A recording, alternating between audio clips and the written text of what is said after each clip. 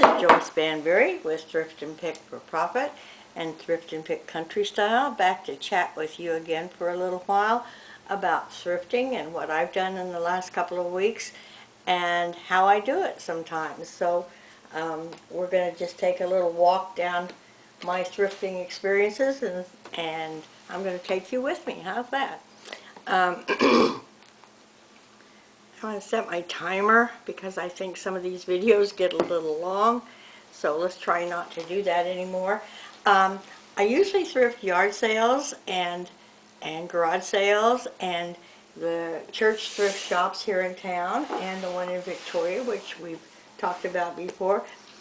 Today I added another one, which is the Bunker Hill Cottage in Bunker Hill, Kansas. Little tiny town, but the people who own it, not the town, the Bunker Hill Cottage, they go out and they purchase the end of estate sales and some large yard sales and auctions that aren't bringing a lot, and then they, of course, it's deeply discounted by the time they purchase it, and they take it over to their little shop over there and put it in at deeply discounted prices to people like me, which I love, because we all know that I love a good bargain.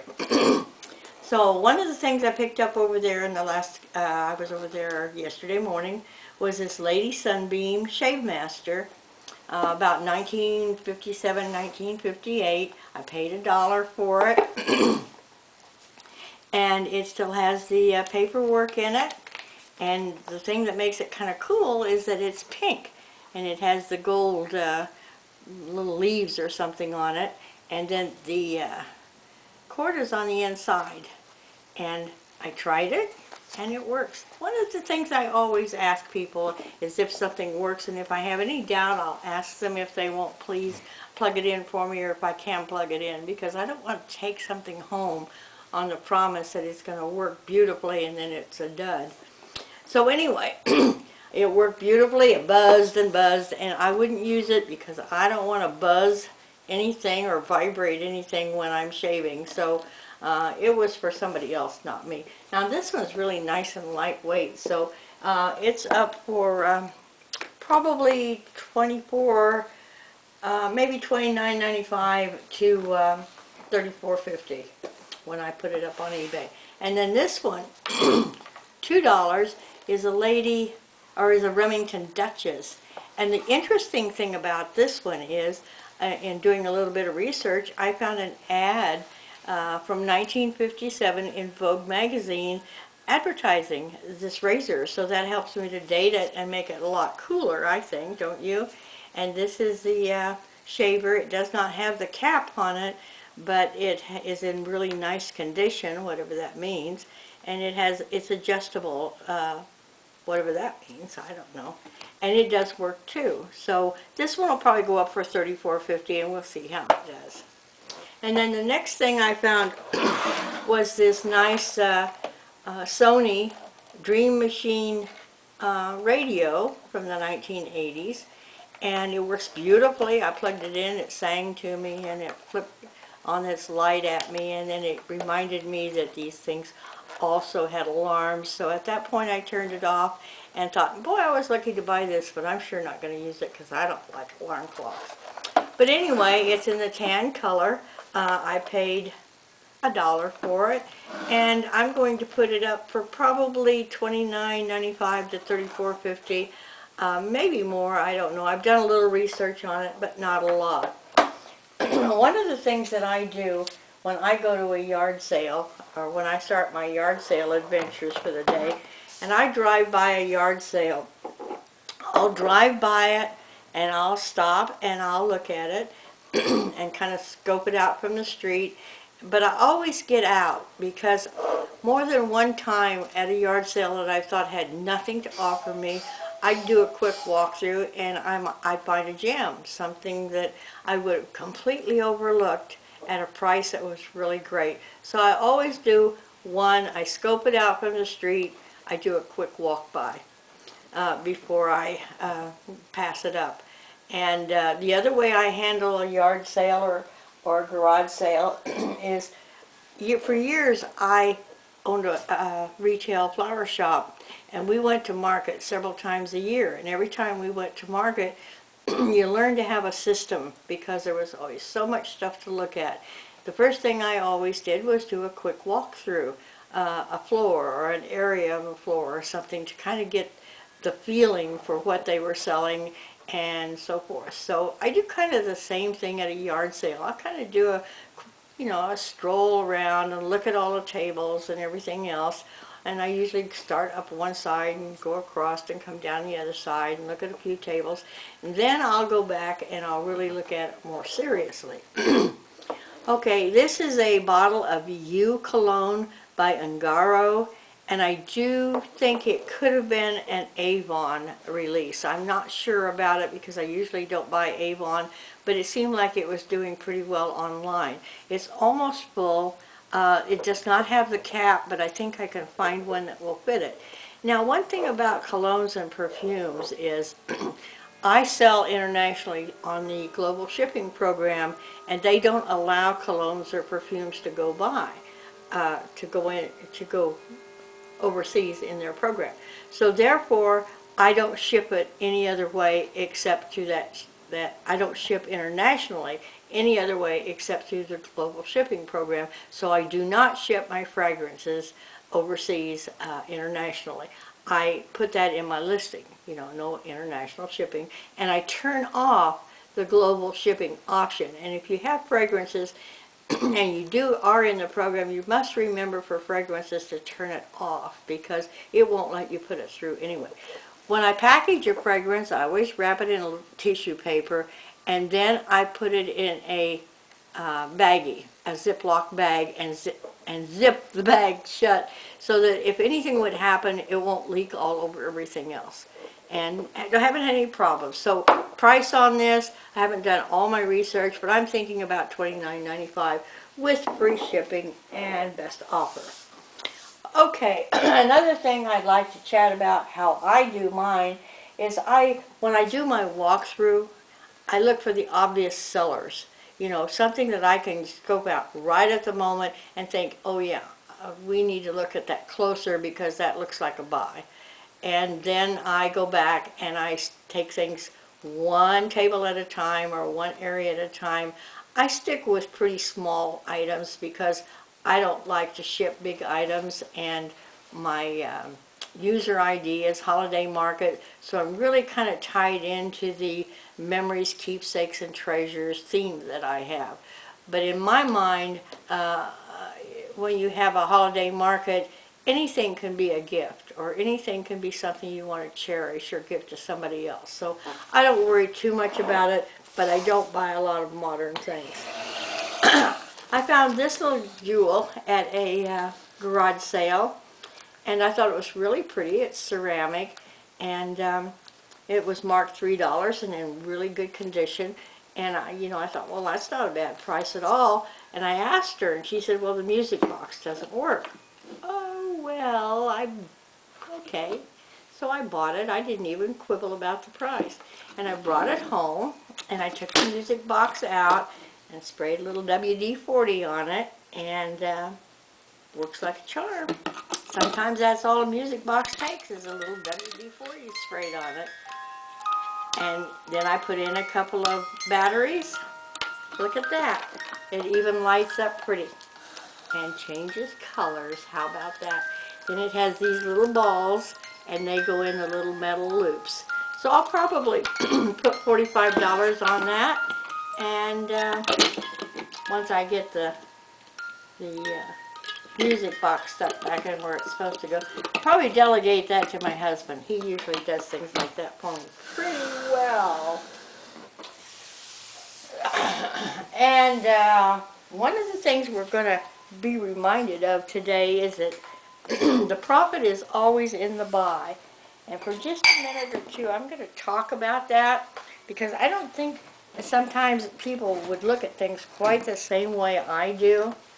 So let's talk a little bit about why I say the profit is in the buy and what I mean by it. And you see, I buy a lot of things for $2 and $1 and a quarter and 50 cents and maybe $5.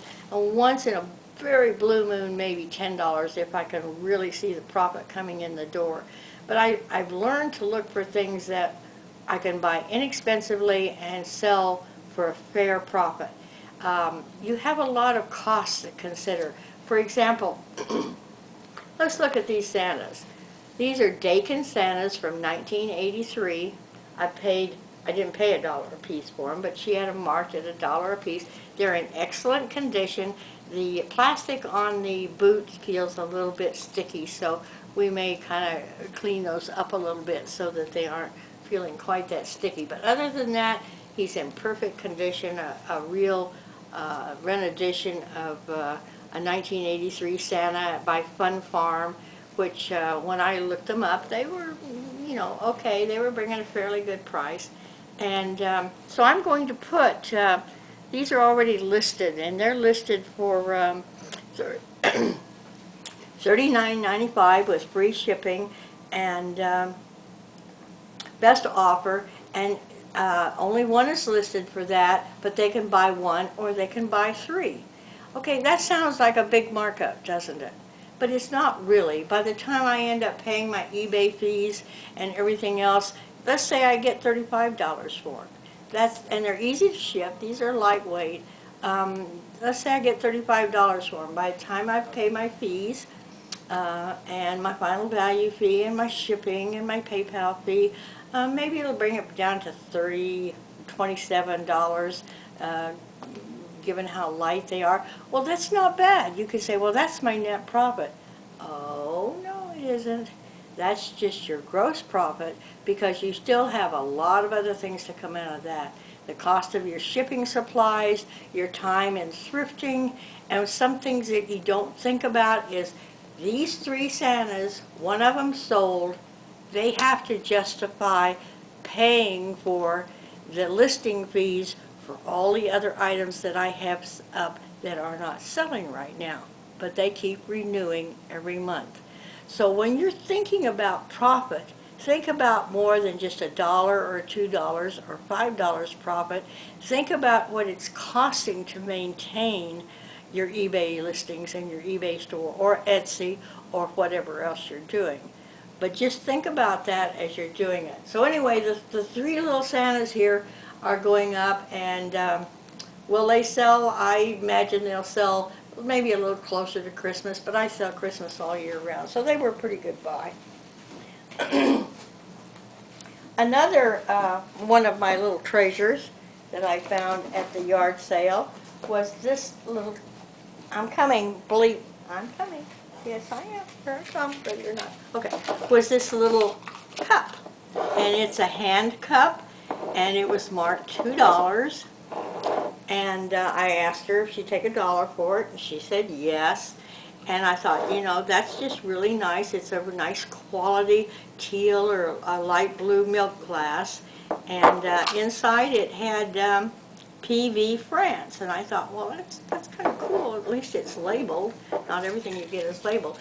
And it had this little sheet of paper in it. And the sheet of paper said, Blue Milk Glass, The Beggar's Hand. And that's the title of the piece. Actually, there were a lot of pieces made at the turn of the century and into the early 20th century called The Beggar's Hand in different ways. This has 1908, Valerthal Porto, and that's French, you know, but you knew that, didn't you? Anyway, I didn't pronounce it right. And then it had even a catalog page number, so somebody had done some research, but apparently the people that sold it weren't impressed. So when I looked it up, excuse me, it said,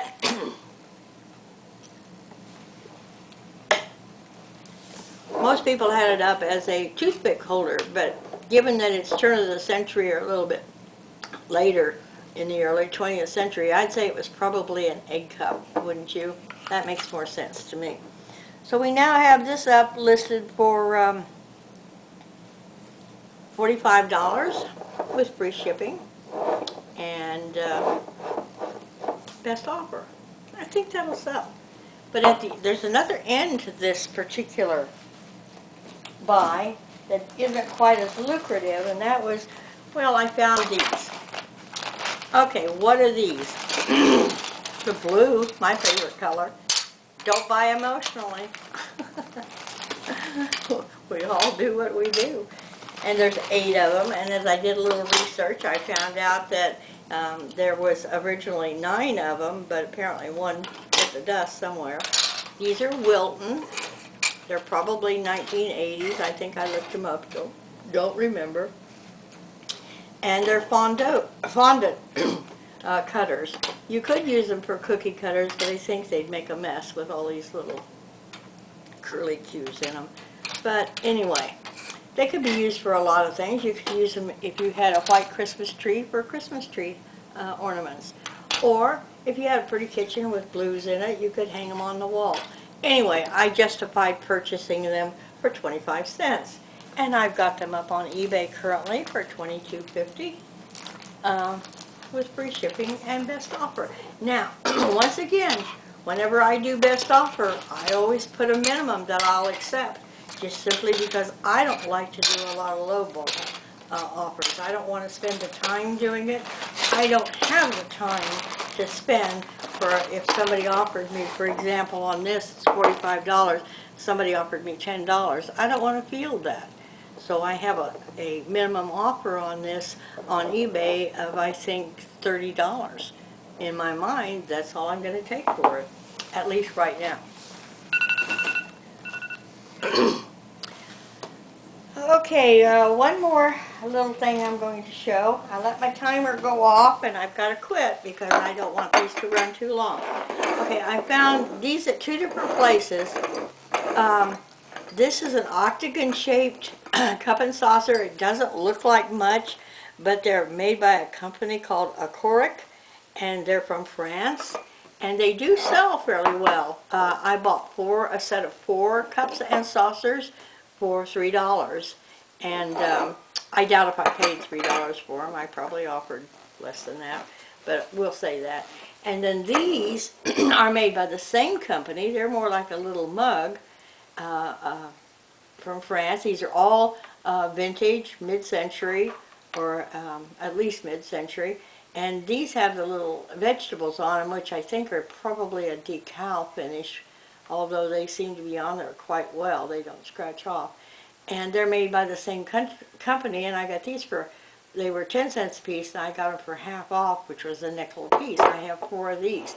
Now, when I list these, I list 2 at a time, and I also do put some shipping in. And the reason for that is whenever I pack anything like glassware like this, and there's more than one, it really requires a lot of packing to get it where I want to go. So I put on $4 shipping, and then I add $2 for the extra pair, and they're sold 2 at a time. I have $30 on these, $29.95 for 2. And so if I sold all 4 of them, it would be almost $60 with a profit of, you know, quite a bit there.